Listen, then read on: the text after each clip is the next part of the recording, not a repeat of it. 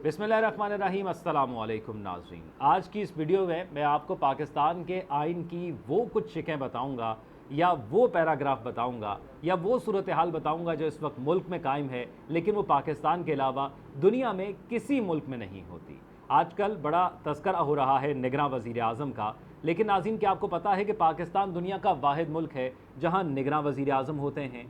पाकिस्तान में निगरां हुकूमत के कानून की ज़रूरत आखिरकार क्यों पेश आई और पाकिस्तान के आइन में कब ये निगरां हुकूमत की शिकें शामिल की गई हैं। आज की वीडियो में हम इस पर बात करेंगे। ये भी आपको बताएंगे कि निगरां हुकूमत के इख्तियारात या काम क्या होता है, और पाकिस्तान में, क्योंकि किसी भी पाकिस्तान के दौर के अंदर या जब आइन बना 1973 से पहले भी दो दफ़ा या 1973 के आइन में भी ये शिकें शामिल नहीं थी। ये शिकें उसके बाद शामिल की गई, तो किसकी जानिब से शामिल की गई, किसके कहने पर शामिल की गई और किसको इससे फ़ायदा पहुंचा, किससे नुकसान पहुंचा, और ये सिलसिला अब तक जारी है। इस पर आज की इस वीडियो में हम बात करेंगे। नाज़रीन, पाकिस्तान में भी दुनिया के दूसरे मुल्कों की तरह मौजूदा हुकूमत के दौर ही में इंतखाबात हुआ करते थे। पाकिस्तान में अब तक 3 आइन बन चुके हैं। 1956 का पहला आइन था, 1962 का दूसरा आइन था और 1973 का तीसरा आइन था।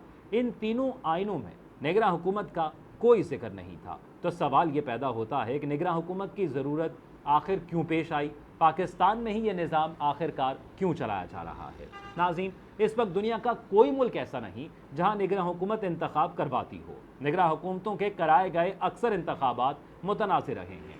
पाकिस्तान में बलूचिस्तान अवामी पार्टी के रहनुमा अनवारुल हक काकड़ साहब को निगरां वज़ीर आज़म बनाने का फैसला किया गया। अपोजिशन लीडर राजा रियाजुल हक की जानिब से सेनेटर अनवारुल हक काकड़ को निगरां वज़ीर आज़म बनाने की तस्दीक एक मीडिया ब्रीफिंग के अंदर कल दी गई थी।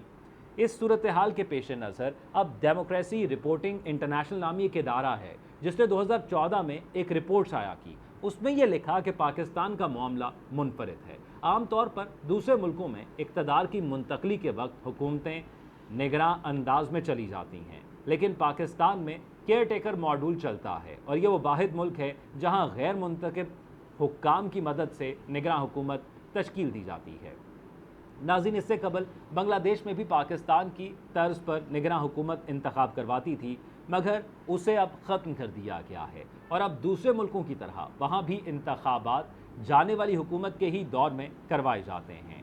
अब इस अहम सवाल का जवाब जान लेते हैं कि निगरां हुकूमत की ज़रूरत क्यों पेश आती है आखिर। नाज़रीन, जब इंतखाबात का ऐलान हो जाए और हुकूमत तहलील हो जाए तो जाहिर है कि अगले इंतखाबात मुनक्किद होने और फिर नई हुकूमत बनने के वक्फे तक मुल्क बग़ैर हुकूमत नहीं चल सकता। इसलिए इस दौरान फ़ैसलों के लिए हुकूमत दरकार होती है। नाज़रीन, इस सूरत हाल के पेश नज़र दुनिया के दीगर मुल्कों ने इसका ये हल निकाला है कि इंतखाबात से कुछ अर्सा कबल और नई हुकूमत के आने तक मौजूदा हुकूमत ही केयर टेकर मॉडल में चली जाती है। इस दौरान वो कोई बड़ी कानून साजी नहीं कर सकती, ना ही अहम फैसले कर सकती है। उसने जो फैसले करना होते हैं वो नई हुकूमत आकर ख़त्म कर सकती है। उन मुल्कों के कानून में इस निगरान मॉड्यूल की वजाहत और हुकूमत पर लगने वाली कदगनों की तफसील दर्ज होती है। ऐसे मुल्कों में कनाडा, नीदरलैंड्स और न्यूजीलैंड वगैरह शामिल हैं। नाज़रीन, इसके बरक्स दुनिया के अक्सर मुल्क ऐसे हैं जिनमें हुकूमतें अगली हुकूमत बन जाने तक मुकम्मल इख्तियारात के साथ काम करती रहती हैं। जहाँ तक बात है इंतखाबात की, तो ना मुंतखब हुकूमत का काम है और ना ही निगरां हुकूमत का ये काम है कि इलेक्शन करवाए। ये तो खालिस्तन इलेक्शन कमीशन का काम है जो खुद मुख्तार इदारा होता है और अपने कानून के तहत खुद फैसले करने का मजाज होता है, और शफाफ इंतखाबात को यकीनी बनाने के लिए उसके पास मुकम्मल इख्तियार होता है कि वह हुकूमत को किसी किस्म की मुदाखलत से बाज रखे, और पूरी दुनिया में यही कानून चलता है। इस वक्त पाकिस्तान वो वाहिद मुल्क है जहां आइन की रूह से निगरां हुकूमत कायम की जाती है जो इंतखाबात से पहले और अगली हुकूमत के क़याम तक चलती रहती है। लेकिन दिलचस्प बात यह है कि इस निगरां हुकूमत की गैर जानिबदारी और तर्ज अमल के बारे में कोई वाज़ेह कवानीन मौजूद ही नहीं है। पाकिस्तान में निगरां हुकूमत का आखिर कानून है क्या, इस पर भी कुछ बात कर लेते हैं। इस वक्त मुल्क में जो नाज़रीन आइन चल रहा है वो 1973 में बना था। इस आइन के तहत पहले आम इंतखाबात 1977 में जुल्फ़िकार अली भुट्टो के दौरे हुकूमत ही में हुए, ना कि किसी निगरां हुकूमत की सरपरस्ती में हुए थे। फिर जनरल ज़ियाउल हक का मार्शल लॉ आ गया। जिसने सियासी अमल को मुअत्तल कर दिया। 1985 में जब जनरल ज़ियाउल हक के मार्शल लॉ के तहत 8 साल गुजर चुके थे तो जनरल ज़ियाउल हक को इंतखाबात करवाने की सूझी।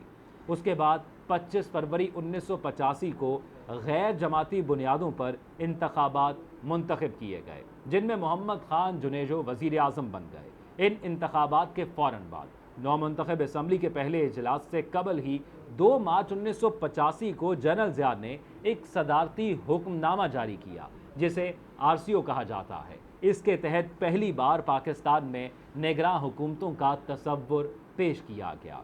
नाज़रीन, ये असम्बली जब कायम हुई तो उसने अव्वलीन कामों में से एक काम ये किया कि बदनाम ज़माना आइनी शिक 58(2)B मंजूर कर दी। ये वो शिक है जिसके तहत सदर को असम्बलियाँ तोड़ने का गैर मामूली इख्तियार दे दिया गया था। नाज़रीन, इस RCO में लाजमी करार दिया गया था कि जब कौमी या सूबाई असम्बलियाँ टूट जाएं तो इंतखाबात तक एक आर्जी या निगरान सेटअप काम करता रहे, जो आज तक चल रहा है। अगरचे 18वीं और 20वीं तरामीम में इसके अंदर कई तब्दीलियाँ लाई गई हैं। 1988 में जनरल ज़ियाउल हक की वफ़ात के बाद आम इंतखाबात मुनक्किद कराए गए, जिनमें बेनज़ीर भुट्टो ने फतह हासिल की थी। नाज़रीन, 8 अगस्त 1990 को उस वक्त के सदर ममलिकत ग़ुलाम इसहाक़ खान ने आइन की तरमीम 58(2)B का सहारा लेकर बदउनवानी के इल्ज़ामात पर बेनज़ीर भुट्टो की हुकूमत को बरतरफ कर दिया था। अब मामला ये था कि हुकूमत ख़त्म हो गई थी और अभी इलेक्शन करवाने में 3 माह बाकी थे, इसलिए सदर ज़ियाउल हक के मंजूर करदा RCO को इस्तेमाल करते हुए निगरान हुकूमत कायम कर दी गई थी। इस पहली निगरान हुकूमत के सरबरा ग़ुलाम मुस्तफ़ा जतोई मुकर्रर हुए थे, जिन्होंने 6 अगस्त 1990 से लेकर 6 नवंबर 1990 तक बतौर निगरान वज़ीर आज़म फ़राइज़ सर अंजाम दिए। नाज़रीन, ये कुछ आइनी मामलात थे जो आपके सामने रखने थे, कुछ बताना था कि दुनिया में कैसे सूरत हाल चलती है। आपकी क्या राय है इस तमाम तर सूरत हाल के पेश नज़र, आप कमेंट सेक्शन में ज़रूर आगाह कीजिएगा, क्योंकि आपकी राय हमारे लिए बहुत मुक़द्दम है। अपना ख्याल रखिएगा। अल्लाह हाफ़िज़।